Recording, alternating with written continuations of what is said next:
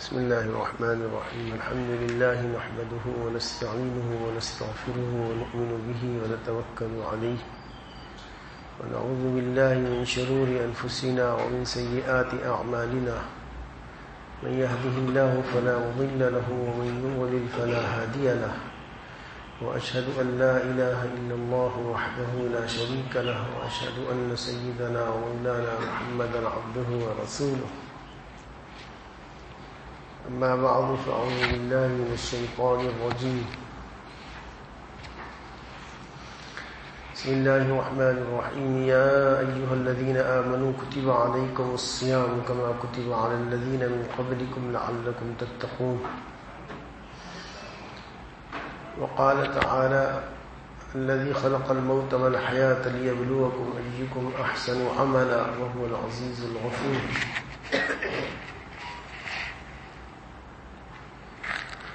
بزرگان محترم برادران اسلام،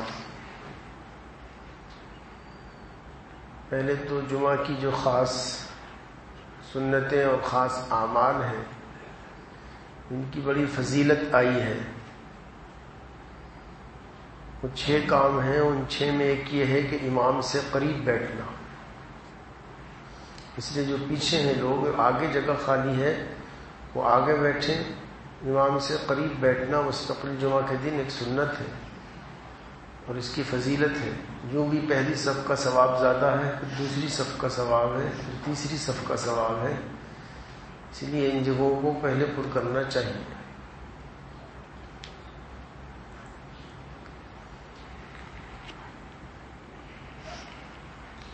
رمضان کا مبارک مہینہ چل رہا ہے اور اس میں اللہ تعالیٰ کی توفیق سے اعمال ہو رہے ہیں. آیت شریفہ جو پڑھی گئی ہے اس میں رمضان کا مقصد کو بیان کیا گیا ہے کہ روزہ فرض کیوں کیا گیا ہے.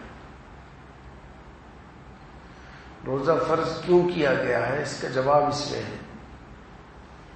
اس لیے کیا گیا ہے لعلکم تتقون، تاکہ تم لوگ پرہیزگار بن جاؤ.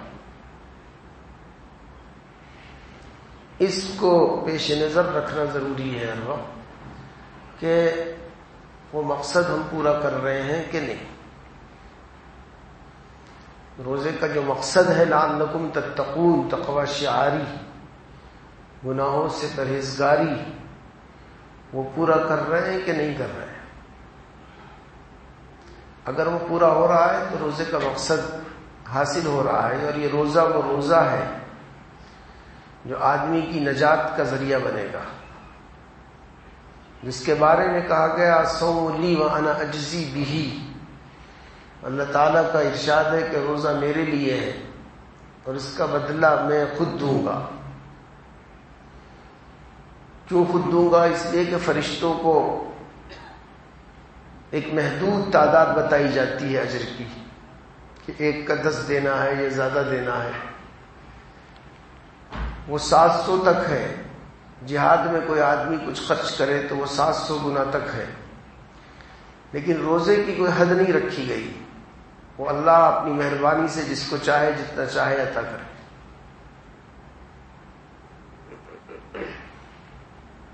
ایک وجہ اس کی اس حدیث کی شرح میں حضرت امام سفیان ابن عیینہ، بڑے محدث گزرے ہیں، بڑے فقیہ،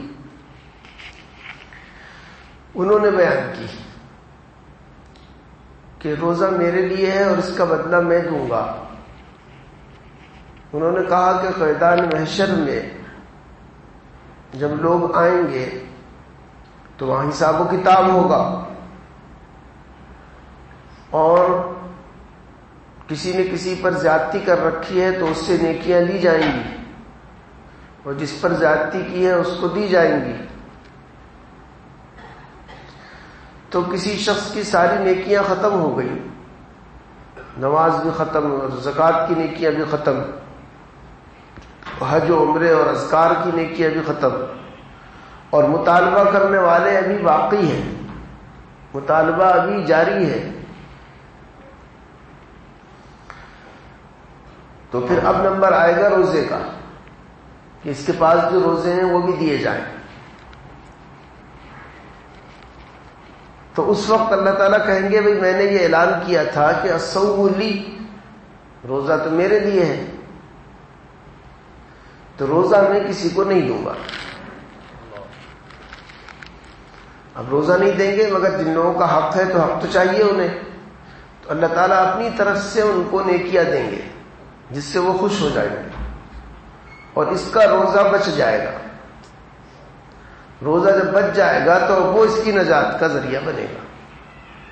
یہ تشریح حضرت امام سفیان ابن عیینہ نے کی، جو دل کو لگتی بات ہے. بہرحال وہ روزہ جو ایسا ہو جو آدمی کے نجات کا ذریعہ بنے، وہ جب ہوگا کہ لعلکم تتقون والا ہوگا، کہ جس کے اندر آدمی گناہوں سے پرہیزگاری کا ثبوت پیش کرے. یعنی وہ روزہ صرف پیٹ کا نہ رکھے بلکہ پیٹ کے ساتھ دیگر اعضاء کا بھی روزہ ہو، آنکھ کا بھی روزہ ہو کہ اس سے بدنگاہی، غلط تصویریں، چاہے تصویر زندہ دیکھے یا وہ نیٹ میں دیکھے یا وہ موبائل میں دیکھے، کہیں بھی دیکھے یا اشتہارات میں دیکھے، جو بھی حرام تصویریں ہیں ان کو اپنی آنکھ سے نہ دیکھے. جہاں دیکھنا حرام ہے اس جگہ سے اپنے آنکھ کی حفاظت کرے. یہ آنکھ کا روزہ ہوگا. اگر آنکھ غلط جگہ پہ پڑ رہی ہے اور آدمی ہمت کر کے اس کو روک لے تو حدیث میں ہے کہ اس کے بدلے اس کو ایسی حلاوت دی جاتی ہے جس کو وہ محسوس کرتا ہے. تو آنکھ کی بدنگاہی سے بچنے پر خاص انعام ہے کہ ایمانی حلاوت نصیب کی جاتی ہے اس کے بدلے.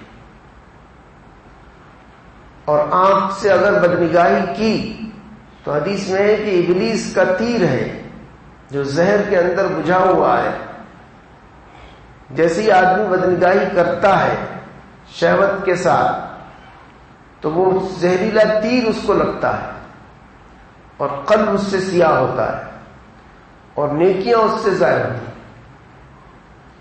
یہی ذریعے ہیں آدمی کے نیکی کمانے کے، آنکھ، کان، زبان، اور یہی ذریعے ہیں نیکی کے برباد کرنے کے. تو غرض آنکھ سے بے شمار گناہ بھی ہوتے ہیں اگر آدمی اس کی طرف توجہ نہ کرے، اور آنکھ سے بہت سی نیکیاں بھی ہوتی ہیں. تو روزے میں اس آنکھ کی حفاظت ہو کہ اس کا غلط استعمال نہ ہو، چاہے وہ کسی طرح بھی ہو.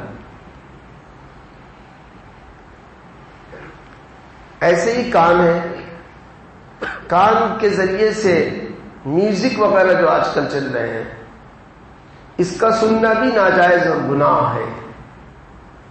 اور ایسا پھیلایا ہے اس کو دشمنوں نے کہ موبائل کی جو رنگ ٹون ہے وہ ایسی بنائی ہے کہ اس میں اکثر میں میوزک ہے. کوشش کرنے سے ایسی مل جاتی ہے، کسی پرندے کی آواز ہے، کچھ ہے، ورنہ اکثر میں ایسی میوزک ہے جو جائز نہیں ہے.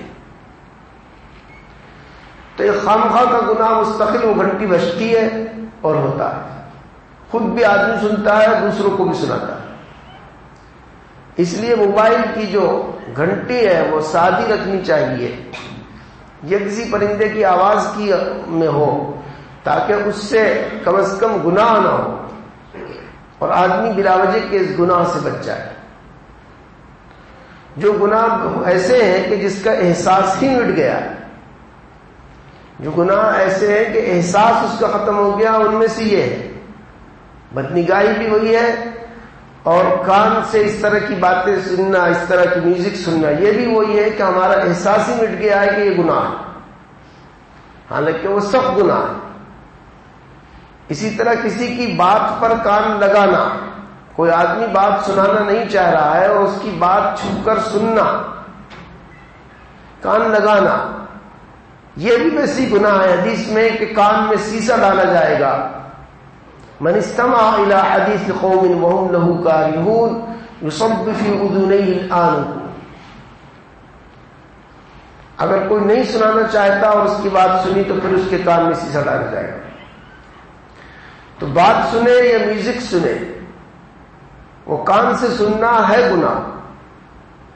نبی کریم علیہ الصلوۃ والسلام نے ایک موقع پر دیکھا کسی کو کہ وہ اس طرح کا باجا بجا رہا ہے، حالانکہ اس زمانے کے باجے ایسے ہوتے بھی نہیں تھے، لیکن بہرحال وہ باجا غلط تھا جیسا بھی تھا۔ تو آپ نے اپنے کان میں اپنی انگلیاں ڈال لی تاکہ اس کی آواز کان میں نہ آئے، اور اب کیا ہوتا ہے کہ ایئر فون ڈالتے ہیں تاکہ صرف گانے کی ہی آواز آئے، کوئی اور آواز نہ آئے۔ یہ حالات ہے، بجائے اس کے کہ اس کو روکنے کے لیے کان میں کچھ لگاتے، اب کان میں ایسے ایئر فون لگاتے ہیں کہ تاکہ ادھر ادھر کی آواز نہ آئے، بس وہی آواز آئے جو وہ سننا چاہ رہا ہے، جو میوزک ہے، جو گانا۔ صورتحال الٹی ہے۔ تو یہ گناہ وہ ہے جس کا اندازہ دوسرا آدمی نہیں کر سکتا۔ ابن ماجہ شریف کی ایک حدیث ہے، اہم حدیث ہے، نبی کریم صلی اللہ علیہ وسلم نے فرمایا لَأَعْلَمَنَّ أَقْوَامًا مِنْ أُمَّتِي، میں ایسی قوم کو جانتا ہوں اپنی امت میں کہ جو قیامت میں آئیں گے اور ان کے اعمال ایسے ہوں گے جو وہ لائیں گے جو پہاڑ جیسے ہوں گے، پہاڑ جیسے اعمال لے کر آئیں گے، امثال جبال تہامۃ بیضاء، تہامہ کے پہاڑوں کے برابر ان کے عمل ہوں گے۔ لیکن ہوگا کیا؟ ان سارے اعمال کو اللہ تعالیٰ ہوا منصورہ بنا دیں گے، اڑا دیں گے، اس کی کوئی حیثیت وقت نہیں ہوگی۔ یہ حدیث آپ غور سے سنیے، ان اعمال کی کوئی حیثیت نہیں ہوگی، کوئی نافع نہیں بنے گی ہمارے لیے۔ کیوں؟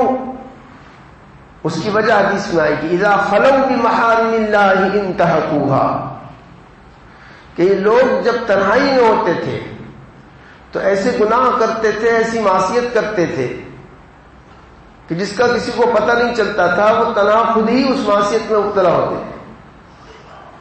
تو سامنے تو اعمال کرتے تھے، اور جب تنہائی ہوتی تھی تو اللہ کی نافرمانی اور معصیت کرتے تھے کھل کے۔ اس کی پکڑ، اس کے عذاب کی وجہ سے وہ ظاہری اعمال کو بھی رد کر دیا جائے گا۔ اذا خلوا بمحارم اللہ، جب تنہائی میں تخلیہ میں ہوتے تھے اللہ کے حرام چیزوں کے ساتھ، تو پھر اس کا ارتکاب کرتے تھے۔ تو اس لیے جیسے ظاہری اعمال ہیں، اسی طرح خفیہ جو چیزیں ہیں اس سے بچنا بھی نہایت ضروری ہے، ورنہ ظاہری اعمال بھی حقارت ہو سکتے ہیں۔ اسی طرح زبان کے گناہ، سب سے زیادہ گناہ کرنے والی چیز زبان ہے، اور نیکیاں کرنے والی چیز بھی زبان ہے۔ جھوٹ زبان سے بولتے ہیں، گالی زبان سے دیتے ہیں، تہمت زبان سے لگاتے ہیں، غیبت زبان سے کرتے ہیں، اور یہ وہ ساری چیزیں ہیں جو معاشرے کا حصہ بنی ہوئی ہیں، جس کی کوئی حیثیت ہمارے نزدیک نہیں ہے، کبھی ذہن بھی ادھر نہیں جاتا کہ یہ غلط کام ہو رہا۔ ایسی بے حسی کی کیفیت تاری، جبکہ یہ وہ گناہ ہیں جو بالکل نصوص میں، قرآن میں، حدیث میں اس کی مذمت آئی۔ اس میں سے غیبت ہے، تہمت ہے وغیرہ۔ تو زبان سے اگر سارے گناہ جاری رہے اور زبان کا روزہ نہیں رکھا تو وہ روزہ اس کا زبان کا ٹوٹ گیا۔ حضرت انس رضی اللہ تعالیٰ عنہ کا ارشاد ہے کہ جس نے روزے میں غیبت کی اس نے روزہ توڑ دیا، یعنی زبان کا روزہ گیا، اس کا روزہ سارا سر سے پیر تک رکھنا تھا۔ جس عضو سے گناہ کرے گا اس عضو کا روزہ ٹوٹ جائے گا۔ تو زبان کے گناہوں کا مسئلہ بہت اہم ہے۔ حدیث شریف میں ہے کہ سب سے زیادہ جہنم میں لوگ زبان کی کھیتی کی وجہ سے جائیں گے۔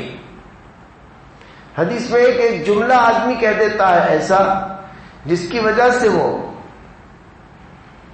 70 سال کی مسافت کے برابر جہنم میں چلا جاتا ہے۔ ایک جملہ ایسا خطرناک نکلتا ہے فساد کا کہ جس کی وجہ سے 70 سال کی مسافت کے بقدر جہنم میں چلا جاتا ہے، اور وہ اس جملے کو کچھ اہمیت نہیں دیتا، لا یلقی لہا بالا، وہ اس کو کوئی اہمیت نہیں دیتا، اور اللہ کے نزدیک ایسا خطرناک جملہ ہوتا ہے کہ اس سے سارا نظام درم برم ہو جاتا ہے. تو اس لیے زبان سے جو جملہ نکلے اس جملے کو تول کے اور سوچ کے بولنا چاہیے کہ کہیں اس سے پوری ساری عبادت ہی کا ناس نہ پھٹ جائے. مثلا حدیث میں قذف المحصنۃ تہدم عمل 100 سنہ، اگر کسی پاک دامن لڑکی پر تہمت لگائی تو 100 سال کے عمل اکارت کر دیے جاتے ہیں. یہ ایک گناہ ہے جو زبان سے ہوگا اور ساری زندگی کے عمل اس سے اکارت ہو جائے. کتنا بڑا گناہ ہوا یہ. تو اس طرح زبان کی حفاظت زیادہ ضروری ہے، اور اس سے جو گناہ ہوتے ہیں وہ دور رس ہوتے ہیں. ایسے ہی اس سے ثواب کے کام بھی ہوتے ہیں، لیکن ثواب کے کام ہم لوگ کم کرتے ہیں، گناہ کے سب کر رہے ہیں. وعظ ہے، نصیحت ہے، کسی کے ساتھ اچھائی کی باتیں ہیں، بھلائی کے حکم دینا ہے، امر بالمعروف ہے، نہی عن المنکر ہے، یہ سب بھی زبان سے ہوتا ہے، مگر یہ کرنے والے بہت کم ہوتے ہیں. اور غیبت اور تہمت اور گالی اور زبان سے جھوٹ یہ کرنے والے تقریباً سب ہوتے ہیں. تو زیادہ حصہ برائی کا زبان سے حاصل کیا جا رہا ہے، اچھائی کا حصہ حاصل کرنے والے لوگ کم ہیں. اس لیے اس کا بھی روزہ ہو. اسی طرح پیٹ کا روزہ ہو حرام سے، کہ حرام مال پیٹ کے اندر نہ جائے. حرام چیز اللہ کو بہت ناپسند ہے. حرام چیز اگر پیٹ میں ہے تو اعمال اس کے قبول نہیں ہوتے، اس کی عبادت کو رد کر دیا جاتا ہے. حرام لقمہ اگر آدمی نے کھایا تو اس کی دعا قبول نہیں ہوتی. آج کل دعا کے قبول نہ ہونے کا ایک بڑا سبب حرام آمدنی کا عموم ہے. جیسے سود ہے، سٹا ہے، جوا ہے، رشوت ہے وغیرہ. یہ ساری چیزیں ایسی ہیں کہ ان سے ذریعے سے جو آمدنی ہوتی ہے وہ آمدنی حرام آمدنی ہوتی ہے. اس کو اگر کوئی کھا رہا ہے تو اپنا روزہ بھی برباد کر رہا ہے، نماز بھی برباد کر رہا ہے. اکل حلال پر اسلام میں بہت زور ہے. قرآن کریم میں ارشاد ہے ان الذین یأکلون اموال الیتامی ظلما انما یأکلون فی بطونہم نارا. جو لوگ یتیموں کا مال کھاتے ہیں ظلمن، ناجائز طریقے سے، وہ اپنے پیٹ میں جہنم کی آگ کھا رہے ہیں. وہ کھا نہیں رہے بلکہ وہ سب آگ ہے جو ان کے پیٹ میں جا رہی ہے. کل لحم نبت من السحت فالنار اولی بها حدیث میں ہے. جسم کا جو حصہ حرام سے پنپے گا تو آگ اس کی زیادہ مستحق ہے، اور آگ میں جانا اس کا یہ زیادہ حقدار ہے. تو حرام حلال پر نظر رکھنا یہ ہر وقت مسلمان کے لیے ضروری ہے. آپ بتائیے جو کار پٹرول سے چلتی ہے وہ ڈیزل سے نہیں چل سکتی، اور ڈیزل کے بھی بجائے آپ مٹی کا تیل ڈال دیں اس کے اندر تو نہیں چل سکتی بلکہ خراب ہو جائے گی. ایسے ہی اللہ نے جو یہ مشین بنائی ہے انسان کی، اس کے لیے جو پٹرول بنایا ہے وہ حلال غذا کو بنایا ہے. حرام غذا جائے گی اس کے اندر تو اندر سے سارا فاسد ہو جائے گا نظام. اس کے خیالات بھی گندے ہوں گے، اس کے افعال و کردار ساری چیزوں میں اس گندگی کا اثر آئے گا، جو گندگی اس کے کھانے کے ذریعے سے اس کے پیٹ میں گئی. تو رمضان کے اندر صرف چند اعمال کا کر لینا ہی نہیں ہے. آپ غور کیجئے، روزہ کسے کہتے؟ کھانا نہیں کھانا ہے، پانی نہیں پینا ہے، کرنے کا ایک کام بھی نہیں ہے. کرنے کا ایک کام بھی نہیں ہے، نہ کرنے کے کام ہے کہ نہ کھانا ہے، نہ پینا ہے، نہ ہم بستری کرنا ہے. اور قرآن نے جو کہا وہ بھی یہی کہا کہ تاکہ تم بچو. لعلکم تتقون کہا، یہ بھی کہہ سکتے تھے تاکہ تم ذکر زیادہ کرو، تاکہ تم نماز زیادہ پڑھو، تاکہ تم تسبیح زیادہ پڑھو. یہ نہیں کہا بلکہ تاکہ تم بچنے والے بن جاؤ، اس لیے روزہ فرض کیا ہے. تو نہ کرنے کی طرف توجہ ہے. اور یہی بات حدیث شریف میں ہے کہ اگر کوئی کھانا جھوٹ نہ چھوڑے اور جھوٹے کام نہ چھوڑے تو اللہ کو کوئی ضرورت نہیں کہ وہ کھانا پینا چھوڑ دے. کھانا پینا تو حلال تھا، حلال ہے، اس حلال کو چھڑا کر اصل میں حرام سے چھڑوانا تھا، حرام سے دور کرنا مقصد تھا۔ حلال تو حلال ہے، وہ تو رات میں حلال ہو جاتا ہے، لیکن حرام حرام رہتا ہے ہمیشہ۔ تو بندہ اگر حلال کو چھوڑ سکتا ہے تو اس کو یہ بتانا ہے کہ تو حرام کو بدرجہ اولا چھوڑ سکتا ہے۔ تو جتنے قسم کے گناہ ہیں وہ سارے قسم کے گناہوں سے بچنا چاہیے، اس کی فہرست دیکھنی چاہیے کہ کون کون سے گناہ ہم سے ہو رہے ہیں اور ہمیں پتہ بھی نہیں ہے۔ کتنے گناہ وہ ہیں کہ آدمی سے ہوتے ہیں اور اس کو اندازہ بھی نہیں ہوتا۔ مثلا ضرورت کے بقدر علم دین حاصل کرنا یہ فرض ہے، اب فرض کو چھوڑنا گناہ ہے، تو جتنا علم ہماری زندگی سے متعلق ہے وہ حاصل کرنا ہم پر فرض ہے۔ اگر اتنا علم بھی نہیں ہے تو ہم گنہگار ہیں اس سلسلے۔ تو جو لوگ نیک کام کرنے کا فیصلہ کرتے ہیں، ارادہ کرتے ہیں کہ نیک بنیں گے، وہ لوگ بھی ایسے گناہ کرتے ہیں کیونکہ ان کو علم نہیں ہوتا اس بات کا۔ اس لیے گناہوں کی فہرست دیکھنی چاہیے۔ غیر شعوری طور پر اپنی عدم واقفیت سے اور جہالت سے آدمی ایسے گناہ کر بیٹھتا ہے کہ جو گناہ ہوتے ہیں اور اس کو پتہ نہیں ہوتا۔ تو علم کا حاصل کرنا بھی ضروری ہے۔ اسی لیے حدیث میں ہے کہ ایک مسئلے کا سیکھنا 100 رکعت نفل پڑھنے سے بڑھ کر ہے۔ کیوں بڑھ کر ہے؟ 100 رکعت نفل پڑھنے میں کتنا وقت لگے گا، کتنی محنت لگے گی، آپ اندازہ کیجئے 20 رکعت تراویح میں کیا ہوتا ہے۔ ایک مسئلہ اگر سیکھ لیا تو 100 رکعت سے بڑھ کر ہے، اور مسئلے کا ایک باب اگر سیکھ لیا تو 1000 رکعت نفل پڑھنے سے بڑھ کر ہے۔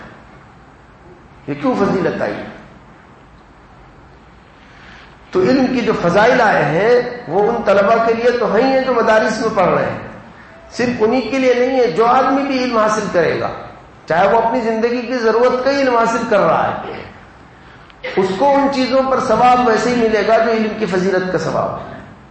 پورا عالم ہونا تو فرض کفایہ ہے، اور اپنی ضرورت کا علم حاصل کرنا فرض عین ہے جو ہر شخص پر فرض ہے۔ مثال کے طور پر کرسی پر نماز پڑھتے ہیں، اب یہ مسئلہ آپ نے اچھی طرح سیکھا سمجھا کہ کس کے لیے جائز ہے کس کے لیے جائز نہیں۔ ایک سوال ہے کہ ٹھیک ہے وہ کسی کسی کے لیے جائز ہے، مگر کب جائز ہے، کس کے لیے جائز ہے، یہ مسئلہ اچھی طرح سیکھا کہ نہیں سیکھا، یا دیکھا دیکھی بیٹھنا شروع کر دیا۔ اگر ایسا ہے تو ہو سکتا ہے کہ آپ مستحق نہ ہو، نماز نہ ہو رہی ہو۔ اس لیے پہلے اس کی تحقیق کر لیجئے کہ آپ مستحقین میں ہیں کہ نہیں، آپ کے لیے جائز ہے کہ نہیں۔ اور اتنی بات تو سب کہتے ہیں کہ اگر جائز بھی ہے تب بھی اولا اور افضل یہ ہے کہ زمین میں بیٹھ کر پڑھے۔ زمین میں بیٹھنا ہی اس کے لیے مشکل ہے، ممکن نہیں ہے، ویسے تو ایسا ہوتا نہیں ہے، کسی بھی طرح زمین میں بیٹھ کے پڑھ سکتا ہے، تو زمین میں بیٹھ کے پڑھنا اولا ہے اور اقرب الی سنت ہے، کیونکہ یہ ضرورت تو ہمیشہ سے ہے، ہمیشہ سے بیٹھ کے نماز پڑھنے کی ضرورت رہی ہے، خود نبی کریم علیہ الصلوۃ والسلام نے پڑھی، لیکن سب نے زمین میں بیٹھ کے پڑھی، کسی نے کسی اونچی جگہ پر بیٹھ کر نہیں پڑھی۔ تو افضل اور اقرب الی سنت تو وہی ہے، لیکن جائز ہونے کے بعد بھی یہ مسئلہ معلوم کرنا چاہیے کہ کس کے لیے جائز ہے۔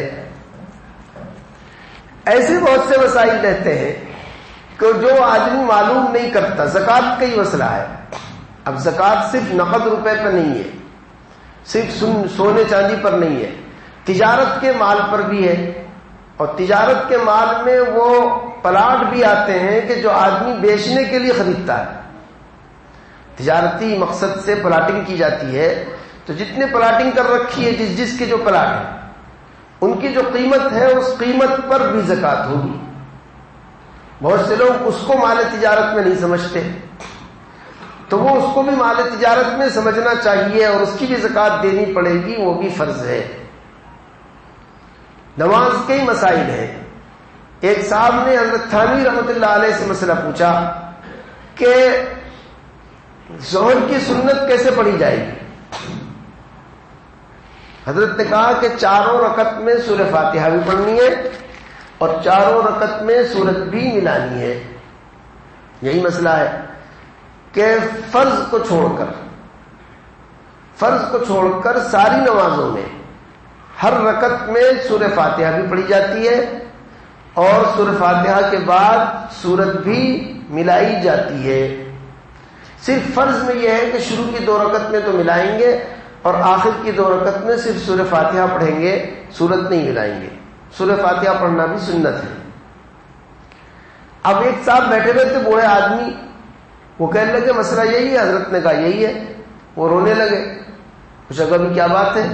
کہنے لگے میں تو 60 سال سے اس طرح پڑھ رہا ہوں، جیسے فرض نماز پڑھتا ہوں ایسی سنت پڑھتا ہوں. یعنی اس میں 2 رکعت میں تو قرات کرتا ہوں اور بعد کی 2 رکعت میں قرات نہیں کرتا، سورت نہیں ملاتا. 60 سال کی نوافل ان کی سنتیں ضائع ہوئی ایک مسئلہ نہ سیکھنے سے. اب 60 سال میں کتنی رکعت بنی؟ حدیث میں تو 100 رکعت سے افضل ہے. ایک مسئلہ اگر وہ سیکھ لیتے تو 60 سال میں ہزاروں رکعت ان کی بچ جاتی. ایک مسئلہ نہ جاننے سے ہزاروں رکعت ان کی خراب ہوگی. اسی لیے ایک مسئلے کی سیکھنے کی اہمیت زیادہ ہے. اور یہ جذبہ صحابہ میں تھا. حضرت عمر رضی اللہ تعالیٰ عنہ کے پاس ایک بوڑھے آدمی آئے. اونٹ کا سفر ہوتا ہی تھا اس زمانے میں. تو حضرت نے پوچھا کہاں سے آئے؟ کہنے لگے شام سے آیا، ملک شام سے. حضرت نے کہا کیوں آئے؟ کہنے لگے کہ میں وہ اتحیات سیکھنے آیا ہوں آپ کے پاس جو حضور سے آپ نے سیکھی ہے. حضرت عمر نے کہا کہ اس بڑھاپے میں 1 مہینے کا اونٹ کا سفر کیا. 1 مہینے لگتا تھا مدینے سے شام جانے میں اونٹ سے. 1 مہینے کا اونٹ کا سفر کیا کہ اس لیے کہ اتحیات سیکھ لے. تو حضرت عمر رونے لگے، اتنا روئے کہ داڑھی تر ہو گئی، اور کہا کہ مجھے امید ہے کہ اللہ تجھے عذاب نہیں دے گا کہ مسئلے کا سیکھنا اتنا اہم ہے تیرے نزدیک. تو اتنی اہمیت تھی کہ ایک حدیث کے لیے وہ 1 مہینے کا سفر کرتے تھے اونٹ کہ وہ حدیث معلوم ہو جائے، وہ مسئلہ معلوم ہو جائے. تو اس سے یہ علم آج تک یہاں پہنچا ہے. علم حاصل کر کے آپ جو کچھ کریں گے وہ تھوڑا بھی ہوگا زیادہ ہوگا. اور علم کے بغیر ایسے ہی ہوگا کہ سنت نفل پڑھ رہے ہیں آپ اور غلط پڑھ رہے ہیں. تو مسائل کا سیکھنا بھی اس رمضان کا حصہ بنانا چاہیے کہ آپ کسی عالم سے یا کسی کتاب سے 10 منٹ 20 منٹ بیٹھ کر علم حاصل کریں اور ایسی چیزیں معلوم کریں جو آپ کو معلوم نہیں ہے. اس سے بڑے نقصانات ہیں. مثال کے طور پر طلاق ہے. اب مسلمانوں کو بڑا طبقہ ہے، اکثریت وہ ہے جو سمجھتی ہے کہ طلاق 3 ہی ہے، تو جب دیں گے طلاق 3 دیں گے. یہ جہالت ہے. علم سے واقف نہ ہونا ہے، حماقت کی بات بھی ہے، جہالت کی بھی ہے اور ضلالت کی بھی ہے. یہ گمراہ ہوتا آدمی سے. طلاق 1 ہے اصل میں. طلاق اصل میں 1 ہے. 1 طلاق آدمی دے اور وہ ایسی حالت میں دے کہ بیوی اس وقت ماہواری میں نہ ہو. بس یہ 1 طلاق جو ہے یہ سب سے اچھی احسن طلاق ہے. زیادہ سے زیادہ 2 طلاق ہے. 1 کر کے 2 دے دے یا 2 دے دے. 3 طلاق تو ناجائز ہے، گناہ ہے، حرام ہے ایک ساتھ دینا. تو جو حرام طریقہ تھا وہ ذہن میں بیٹھ گیا کہ یہی ہے. اب جو دیتا ہے وہ 3 ہی دیتا ہے تو مسئلہ ختم ہو جاتا ہے. پھر اس کے بعد روتے پھرتے وہ کچھ بھی نہیں ہوتا مسئلے کا حل. تو اب یہ مسئلہ معلوم ہونا چاہیے کہ طلاق 1 ہے. کوئی نوبت آ بھی جائے خدا نخواستہ تو آدمی 1 دے بات ختم کر دے. چونکہ اکثر 80% سے زیادہ یہ ہوتا ہے کہ بعد میں پچھتاتا ہے، شرمندہ ہوتا ہے اور دوبارہ رابطہ کرنے کی کوشش کرتا ہے. تو اگر 1 طلاق دی اس نے تو اس میں گنجائش باقی ہے، چاہے طلاق رجعی دے چاہے طلاق بائن دے، کہ وہ دوبارہ بیوی کو رکھے. اب یہ معلوم نہ ہونے سے وہ 3 دیتا ہے اپنی ناواقفیت سے، جہالت سے، وہ تو پھر ساری کے سارے ختم ہو گئے معاملات. تو یہ وجہ اس لیے پیش آئی، خاندان اس لیے تباہ و برباد ہوا کہ اس کو مسئلہ نہیں معلوم تھا. اس طرح کے کتنے مسائل ہیں کہ جس کو نہ جاننے سے معاشرے میں تباہی آتی ہے. تو مسئلوں کو نہ جاننا بھی گناہ ہے. تو لعلکم تتقون جو قرآن نے کہا ہے کہ گناہوں سے بچو، اس میں یہ سب گناہ بھی ہیں. شراب پینا اور قتل کرنا اور تہمت لگانا ہے، کسی کو ظلم کرنا، موٹی موٹی چیزیں تو سب کے ذہن میں ہیں. لیکن یہ وہ گناہ ہے کہ جس کو ذہن میں نہیں لاتے آدمی. صوم و صلاۃ کے پابند لوگ بھی ان چیزوں کو نہیں لاتے کہ ان کی معلومات اپنی ضرورت کے بقدر ہے یا نہیں ہے. تو اس میں بھی اپنی رمضان کا حصہ لگائیے. ایسے ہی حقوق اللہ کے ساتھ حقوق العباد. حقوق العباد میں معاملہ معاشرت اور تزکیہ نفس اور عقائد، یہ 5 چیزیں ہیں جس سے اسلام بنتا ہے. تو اور دوسرے باب کا بھی ذرا جائزہ لیجئے. قرض کتنوں سے لے رکھا ہے اور وہ دینے میں نہ دینے کی کیا وجہ ہے؟ اگر کوئی ٹال رہا ہے اور اس کے پاس پیسہ ہے تو حدیث میں مقل الغنی ظلم، اس کا ٹالنا ظلم ہے. اگر نہیں ہے تو اس بات کا اظہار ہونا چاہیے، اس کی وصیت لکھ کے رکھنی چاہیے کہ اتنے لوگوں کا قرض میرے ذمے ہے. چونکہ قرض ایسی چیز ہے کہ میدان جہاد میں شہید بھی کوئی ہو جائے تب بھی قرضہ معاف نہیں ہوتا. یہ بات حدیث میں صراحتاً آئی کہ اگر وہ کئی بار زندہ اور شہید ہو جائے تب بھی قرضہ معاف نہیں ہوگا. تو قرض ایسی خطرناک چیز ہے. تو آپ نے قرضہ اگر لے رکھا ہے تو اس کو دیکھیے. میراث اگر تقسیم نہیں کی ہے صحیح تو وہ بھی قرض ہے آپ کے ذمہ. اگر میراث کی تقسیم صحیح بھائی بہنوں کو نہیں ہوئی تو کوئی طاقت اس کو معاف نہیں کرا سکتی. وہ ایسا حق العبد خطرناک، وہ کرنا ہی پڑے گا، وہ دینی ہی پڑے گی. نہیں تو آپ کتنے ہی تقوی والے بن جائے ظاہراً، کتنی نماز روزہ اور عمرہ اور حج کرنے والے ہو، وہ باب آپ کا ایسا ہوگا کہ جو بہت خطرناک اور جہنم میں لے جانے والا ہوگا. تو اس سے غافل ہے لوگ. یعنی جب جوش آئے گا عبادت کا، شب قدر میں پوری رات عبادت کریں گے، چلیے اچھی بات ہے وہ، لیکن یہ نہیں دیکھیں گے کہ دوسرا پہلو معاملاتی کیا ہے میرا. قرض کے اعتبار سے میں نے بتایا، یا میراث کے اعتبار سے بتایا، مہر کے اعتبار سے بیوی کا مہر دینا بھی واجب ہے. اس کو ٹالتے ہیں اور دیتے نہیں، مر جاتے ہیں اسی حالت میں، حالانکہ وہ دینا واجب اور فرض ہے. اسی سے بیوی حلال ہوئی. تو جس نے نہ دے رکھا ہو مہر بھی پہلی فرصت میں دے.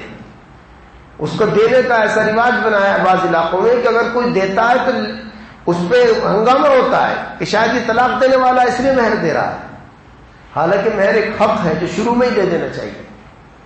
تو یہ معاملاتی چیزیں ہیں. معاشرتی چیزیں بھی، آپس میں رہنے کا طریقہ کیا ہو، پڑوسی کے حقوق اتنے زیادہ حدیث میں آئے ہیں. وہ پڑوسی چاہے ہندو ہو چاہے غیر مسلم کوئی بھی ہو، چاہے کہ مسلمان ہو، تو سب کے زبردست حقوق ہیں. اور ایسے حقوق ہیں کہ جس سے جہنم کا تعلق ہے. جہنم میں جیسے نماز چھوڑنے سے جائے گا، ایسے قرضہ مارنے سے بھی جائے گا، ایسے ہی حقوق و معاشرت ختم کرنے سے بھی جائے گا.